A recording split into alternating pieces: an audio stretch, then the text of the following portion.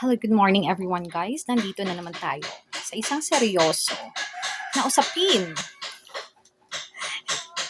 Seryoso to talaga, promise. Medyo economic siya, medyo business and taxation siya.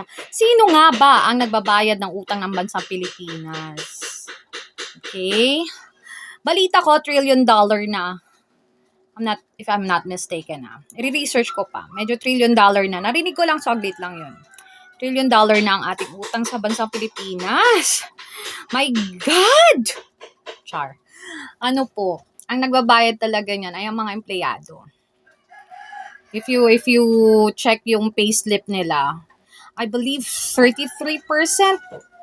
I-check ko din hindi pa ako updated din sa percentages niya. Tsaka hindi ko pa masyadong na-realize at na-digest ang train law. So, mga empleyado po ang nababayad. At ang if you will compute how many years tayo makakapagbayad, ganun din sa output natin sa agriculture. So, this is part of economics. So, gross domestic product, ganyan. Dapat ang export natin mas mataas kesa sa import.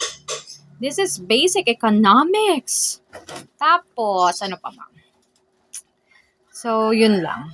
Kaya, pakiusap sa May, ewan ba sa May botohan sa May.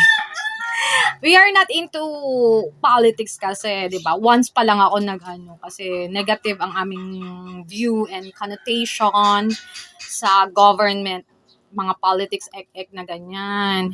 Ewan ko ba, basta takbo na lang kasi dito sa Pilipinas Hindi nag-aaral Diyos mio, sakit na ng ulo ko.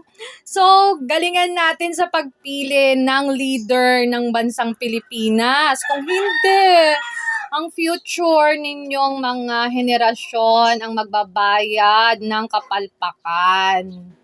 Mga ganyan, government accounting yan. Proper disbursement of fund. Sakit sa ulo, bansang Pilipinas. Galit na ako Paano tayo unlad? Pagod na ako, kakakayod, kakaisip ng business plan. Para umunlad ang bansang Pilipinas, kailangan na natin ng positive vibes talaga. So, mag-creative therapy tayo. Dapat happy tayo. Mas productive ang human resources natin. We should take care of our human resources, of our people in the Philippines para bumaba ang casualty. Kasi pag walang pera, galit sila, nagpapatayan sila.